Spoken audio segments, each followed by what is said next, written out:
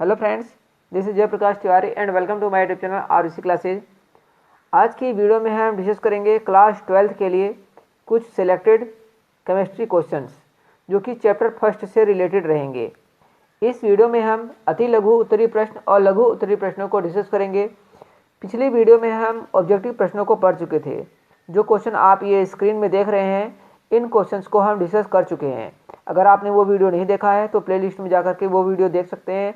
और अगर आप इसकी पीडीएफ चाहते हैं तो आप हमारे टेलीग्राम चैनल को ज्वाइन कर सकते हैं, जो कि डिस्क्रिप्शन बॉक्स में लिंक दिया हुआ है, या फिर आप टेलीग्राम में जाकर के अगर आरयूसी क्लासेस सर्च करते हैं तो मिल जाएगा आपको। तो फ्रेंड्स, आइए देर न करते हुए अपने वीडियो को शुरू करते हैं। आज का हमारा पहला क्वेश्चन रहेगा जो कि अति लघु उत्तरीय प्रश्न रहेगा, जो कि 2 नंबर में पूछे जाते हैं। क्या क्वेश्चन है? कांच को अतिशीतित द्रव क्यों माना जाता है? मतलब जो कांच होता है उसको अतिशीतित द्रव क्यों कहते हैं? तो इसका आंसर देख रहे हैं आप, क्या लिखा हुआ है कि कांच एक अक्रिस्टलीय ठोस है। कांच कैसा ठोस है? एक अक्रिस्टलीय ठोस है। यद्यपि इसमें द्रवों के समान बहने की प्रवृत्ति होती है, जो कांच होता है वो द्रवों के समान बह भी सकता है। इनका यह प्रवाह बहुत मंद होता है, मतलब जो कांच का बहने का प्रवाह गुण होता है बहुत कम होता है, अतः इसे अतिशीतित द्रव कहा जाता है। कांच का यह गुण पुरानी इमारतों की खिड़कियों में लगे कांच में देखा जा सकता है। फ्रेंड्स, अगर आपने किसी इमारत की जो पुरानी खिड़कियां होती हैं अगर उनमें देखा होगा तो आपने देखा होगा कि जो नीचे की ओर कुछ मोटा हो जाता है, जो कांच होता है पुराना कांच नीचे की ओर कुछ मोटा हो जाता है। ऐसा इसके बहने के गुण के कारण होता है। अब यहाँ पर एक दूसरा क्वेश्चन बनता है कि जो इमारतें होती हैं, पुरानी इमारतों की खिड़कियों और दरवाज़ों में जड़े शीशे अधः स्थल में शीर्ष की अपेक्षा कुछ मोटे पाए जाते हैं। ऐसा क्यों? मतलब जो कांच होता है ऊपर से पतला रहेगा और नीचे से मोटा रहेगा। क्यों? क्योंकि कांच जो होता है थोड़ा बह जाता है और नीचे की तरफ आ जाता है। ऐसा नहीं होता कि पानी की तरह बह जाए, लेकिन वो नीचे आकर के इकट्ठा हो जाता है। तो इसीलिए हम कांच को बोलते हैं अतिशीतित द्रव। आपको 2 क्वेश्चंस के आंसर इसमें मिल गए होंगे। एक तो कांच को अतिशीतित द्रव क्यों कहा जाता है, और दूसरा पुरानी इमारतों की खिड़कियों और दरवाजों में जड़े शीशे अधः स्थल में शीर्ष की अपेक्षा कुछ मोटे पाए जाते हैं, ऐसा क्यों? तो फ्रेंड्स, चलते हैं अपने अगले क्वेश्चन की ओर। नेक्स्ट क्वेश्चन रहेगा कि ठोस कठोर क्यों होते हैं? अच्छा क्वेश्चन है, 2 नंबर में पूछा जाता है कभी कभार। तो क्यों कठोर होते हैं आपको अगर सीधे से बता दें तो जो कांच होते हैं, जो ठोस होते हैं, उनके जो कण होते हैं बहुत पास पास होते हैं, एकदम जकड़े हुए होते हैं। क्यों जकड़े हुए होते हैं? क्योंकि उनके कणों के बीच अंतरा आणविक बल बहुत ज़्यादा होता है, और अंतरा अणु जो स्थान जिसको हम बोलते हैं बहुत कम होता है, मतलब बिल्कुल पास पास होते हैं। अब इसको देखते हैं कैसे लिखा हुआ है कि ठोसों में उनके अवयवी परमाणुओं, अणुओं अथवा आयनों की स्थितियां परिवर्तित नहीं होती है। मतलब क्यों? क्योंकि वो बहुत पास पास रहते हैं, उनके कणों के बीच बहुत बल होता है, एक दूसरे को छोड़ते ही नहीं है।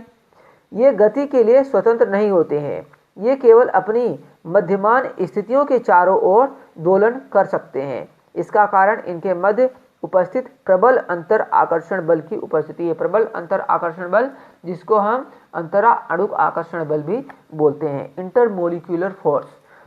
इस कारण ठोस कठोर होते हैं। जो ठोस होते हैं इसी कारण कठोर होते हैं, क्योंकि उनके जो अणु होते हैं उनके बीच जो है जगह बहुत कम होती है, गैप बहुत कम होता है उनके बीच, और वो उनके कण एक दूसरे को प्रबल बल से आकर्षित करते हैं।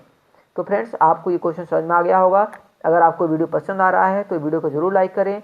आप जो क्वेश्चन देख रहे हैं इसी प्रकार के अन्य भी बहुत क्वेश्चन इंपॉर्टेंट हैं, इनके विषय में डिस्कस करेंगे, जो कि पूर्व एग्जाम में काफ़ी बार आए हुए हैं। तो फ्रेंड्स, आप वीडियो को स्किप न करें और वीडियो को पूरा जरूर देखें। नेक्स्ट क्वेश्चन है जो आप देख रहे हैं, जालक बिंदु से आप क्या समझते हैं? जालक बिंदु क्या होता है? क्रिस्टल जालक के आरेख खींचने के दौरान अवयवीकरणों, कौन से अवयवीकरण? परमाणु, अणु अथवा आयन को बड़े डॉट द्वारा दर्शाया जाता है, जिन्हें जालक बिंदु कहते हैं। जब आरेख खींचते हैं तो इनको जो है बड़े डॉट के द्वारा दर्शाया जाता है, और जो ये बनता है इसी को हम बोलते हैं जालक बिंदु। तो फ्रेंड्स, क्या लिखा हुआ है कि क्रिस्टल जालक के आरेख खींचने के दौरान अवयवी कण क्या होते हैं? परमाणु होते हैं, अणु होते हैं अथवा आयन। को बड़े डॉट द्वारा दर्शाया जाता है जिन्हें जालक बिंदु कहते हैं। दूसरे शब्दों में प्रत्येक जालक बिंदु ठोस के एक अवयवी कण को प्रदर्शित करता है। जालक बिंदु को जालक स्थल भी कहा जाता है। एफ केंद्र क्या है? एक अच्छा क्वेश्चन रहेगा, बहुत छोटा क्वेश्चन है। एफ केंद्र क्या होता है? वह स्थान जहां ऋणायन रिक्तिका में इलेक्ट्रॉन उपस्थित होता है एफ केंद्र कहलाता है। वह केंद्र जहां ऋणायन रिक्तिका में इलेक्ट्रॉन उपस्थित होता है एफ केंद्र कहलाता है। नेक्स्ट क्वेश्चन की बात करेंगे, शोटकी दोष की व्याख्या कीजिए। दो दोष होते हैं, एक होता है शोटकी दोष, 2015 में ही पूछा गया है, और एक होता है फ्रैंकेल दोष। क्या होता है? इंपॉर्टेंट है, दोनों इंपॉर्टेंट है। इनसे रिलेटेड जो है ऑब्जेक्टिव क्वेश्चन भी पूछते हैं, कि अभी आपको बताएंगे कैसे पूछते हैं। जैसे यहाँ पर NaCl है, इसमें किस में शोटकी दोष पाया जाता है या किस में नहीं पाया जाता है, या जिसमें किस में फ्रैंकेल दोष पाया जाता है, किस में नहीं पाया जाता है। तो अगर आप इनको याद रखते हैं तो आप जो है ऑब्जेक्टिव क्वेश्चन आसानी से कर पाएंगे। बात करते हैं शोटकी दोष की। तो शोटकी दोष परमाणु अथवा आयनों के अपने सामान्य क्रिस्टल स्थलों से विलुप्त होने के कारण उत्पन्न होता है। इसके कारण क्रिस्टल का घनत्व घट जाता है। अगर बोला जाए कि शोटकी दोष में क्रिस्टल के घनत्व पर क्या फर्क पड़ेगा, तो क्रिस्टल का घनत्व जो है घट जाता है। यह दोष सामान्यतः उच्च उप सहसंयोजन संख्या वाले आयनिक ठोसों द्वारा प्रदर्शित किया जाता है। उप सहसंयोजन बंध जिनमें संख्या होती है और उप सहसंयोजन बंध बोल सकते हैं हम, उनमें होता है जैसे कि NaCl जो होता है इसके क्रिस्टल में बंध पाया जाता है उप सहसंयोजक बंध। तो क्या लिखा हुआ है, यह दोष सामान्यतः उच्च उप सहसंयोजन संख्या वाले आयनिक ठोसों द्वारा प्रदर्शित किया जाता है जिनमें धनायन तथा ऋणायन लगभग समान आकार के होते हैं। NaCl, CaCl, KCl आदि क्रिस्टलों में शोटकी दोष पाया जाता है। तो किन में शोटकी दोष पाया जाता है? NaCl, CaCl और KCl, इस टाइप के जो क्रिस्टल हैं इनके बीच। अब एक होता है फ्रैंकेल दोष। फ्रैंकेल दोष क्या होता है? इससे क्रिस्टल किस प्रकार प्रभावित होता है आपको बताना है। अच्छा क्वेश्चन रहेगा, इंपॉर्टेंट क्वेश्चन है। दोनों ही क्वेश्चन जो है बहुत इंपॉर्टेंट क्वेश्चन है। फ्रैंकेल दोष में क्रिस्टल के लघुतर आयन जो सामान्यतः धनायन होते हैं अपने वास्तविक स्थान से हटकर अंतराकाश में चले जाते हैं। इस दोष में उपस्थित स्थान पर रिक्तिका दोष तथा अंतराकाश में अंतराकाशी दोष उत्पन्न हो जाता है। इस कारण इसे विस्थापन दोष भी कहा जाता है। फ्रैंकेल दोष क्रिस्टलीय घनत्व को प्रभावित नहीं करता है। अब जो प्रभाव पूछा था तो क्या लिखा हुआ है? फ्रैंकेल दोष क्रिस्टलीय घनत्व को प्रभावित नहीं करता है। यह उन आयनिक पदार्थों द्वारा व्यक्त किया जाता है जिनमें आयनों के आकारों में अंतर अधिक होता है। जिनके आयनों के आकारों में अंतर अधिक होता है वहाँ पर यह दोष पाया जाता है। उदाहरण के लिए ANS, AgCl, AgL, AgBr ये जो है फ्रैंकेल दोष प्रदर्शित करते हैं। तो फ्रेंड्स ये था एक अच्छा क्वेश्चन, आप इसे ज़रूर याद करें, अच्छा रहेगा। नेक्स्ट क्वेश्चन रहेगा इसी से रिलेटेड है, शोटकी दोष तथा फ्रैंकेल दोष में अंतर स्पष्ट कीजिए। बहुत ही मोस्ट इंपोर्टेंट क्वेश्चन रहेगा इस चैप्टर का। अब शोटकी दोष तथा फ्रैंकेल दोष जैसे कि मैंने आपको अभी पिछले क्वेश्चन में बताया है, तो इसके विषय में दोष में क्या होता है आप पढ़ सकते हैं। शोटकी दोष में क्रिस्टल का घनत्व घट जाता है। इसमें धनायन तथा ऋणायन अपने जालकों की रिक्तियों से पूरी तरह से हट जाते हैं तथा ये धनायन तथा ऋणायन संख्या में परस्पर बराबर होते हैं।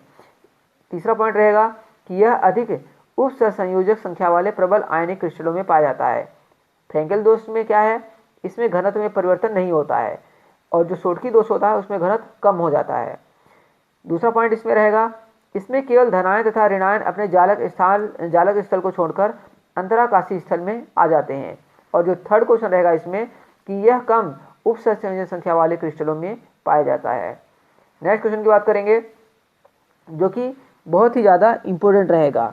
क्या है कि ये लौह चुंबकत्व क्या होता है, अणुचुंबकत्व क्या होता है और प्रतिलोह चुंबकत्व क्या होता है, इसके बारे में एग्जाम में पूछा जाता है। तो क्या होते हैं लौह चुंबकत्व क्या होते हैं कि कुछ पदार्थ जैसे लोहा, कोबाल्ट, निकिल, क्रोमियम ऑक्साइड आदि चुंबक के समीप लाए जाने पर तेजी से उसकी ओर आकर्षित होते हैं। ऐसे पदार्थों को लौह चुंबकीय पदार्थ कहा जाता है। ये पदार्थ स्थायी रूप से चुंबकित किए जा सकते हैं। तो लौह चुंबकत्व कुछ क्या पदार्थ होते हैं, जो पदार्थ है कुछ ऐसे पदार्थ हैं जैसे लोहा, कोबाल्ट, निकिल, क्रोमियम ऑक्साइड, ये सब अगर इनको चुंबक के पास लाया जाए तो उसको आकर्षित करते हैं। तो ऐसे पदार्थ क्या कहलाते हैं, लौह चुंबकीय पदार्थ कहलाते हैं। ठोस अवस्था में लौह चुंबकीय पदार्थों के धातु आयन छोटे खंडों के समूह में बना लेते हैं जिन्हें डोमेन कहा जाता है। अब डोमेन अगर पूछा जाए डोमेन क्या होता है, तो ठोस अवस्था में लौह चुंबकीय पदार्थों के धातु आयन छोटे खंडों में समूह बना लेते हैं जिन्हें डोमेन कहा जाता है। अब आगे इसमें क्या रहेगा, यहाँ पर एक होता है लोह चुंबकत्व। क्या होता है तो आप इसको पढ़िए। चुंबकीय प्रभाव समाप्त कर देने पर भी डोमेनों का यही क्रम बना रहता है और लौह चुंबकीय पदार्थ स्थायी चुंबक बन जाते हैं। चुंबकीय पदार्थों की यह प्रवृत्ति लौह चुंबकत्व कहलाती है। आप यहाँ पर एक फिगर देख रहे हैं कि यहाँ पर जो लौह चुंबकत्व होते हैं उनकी फिगर कैसे बनेगी, और अनुचुंबकत्व की और प्रतिलोह चुंबकत्व की, इसके विषय में अभी हम पढ़ेंगे। नेक्स्ट की बात करेंगे अनुचुंबकत्व क्या होते हैं। तो वे पदार्थ जो चुंबक द्वारा आकर्षित होते हैं अनुचुंबकीय पदार्थ कहलाते हैं तथा इनकी यह प्रकृति अनुचुंबकत्व कहलाती है। अनुचुंबकीय पदार्थ चुंबक के चुंबकीय क्षेत्र की ओर दुर्बल रूप से आकर्षित होते हैं। ये चुंबकीय क्षेत्र की दिशा में ही चुंबकित हो जाते हैं तथा चुंबकीय क्षेत्र की अनुपस्थिति में अपना यह गुण खो देते हैं।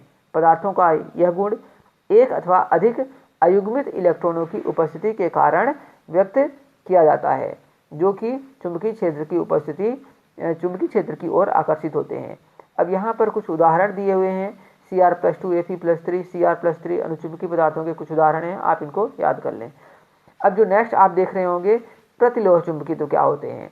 तो प्रतिलोह चुंबकीय तो पदार्थ जैसे MnO में डोमेन संरचना लोह चुंबकीय पदार्थों के समान ही होती है, परंतु इनके डोमेन परस्पर विपरीत अभिविन्यासित होते हैं, जैसा कि आप फिगर में देख सकते हैं। जो ये फिगर है आप यहाँ पर देख रहे होंगे थर्ड रो में कि ये एक दूसरे के विपरीत हैं। तो आगे क्या लिखा हुआ है कि उनके डोमेन परस्पर विपरीत अभिविन्यासित होते हैं तथा एक दूसरे के चुंबकीय आघूर्ण को नष्ट कर देते हैं। जब चुंबकीय आघूर्ण इस प्रकार अभिविन्यासित होते हैं, अर्थात जब इनका नेट चुंबकीय आघूर्ण शून्य हो जाता है, तब चुंबकत्व प्रतिलोह चुंबकत्व कहलाता है। तो फ्रेंड्स, ये थे इस चैप्टर के, जो आपका चैप्टर 1 है, कुछ इंपॉर्टेंट क्वेश्चंस थे, लघु उत्तरी और अति लघु उत्तरी प्रश्न। तो आप इनको जरूर याद करें, आपके बोर्ड एग्जाम के लिए बहुत ज़्यादा महत्वपूर्ण रहेंगे। Okay friends, thank you for watching this video. मिलेंगे नेक्स्ट वीडियो।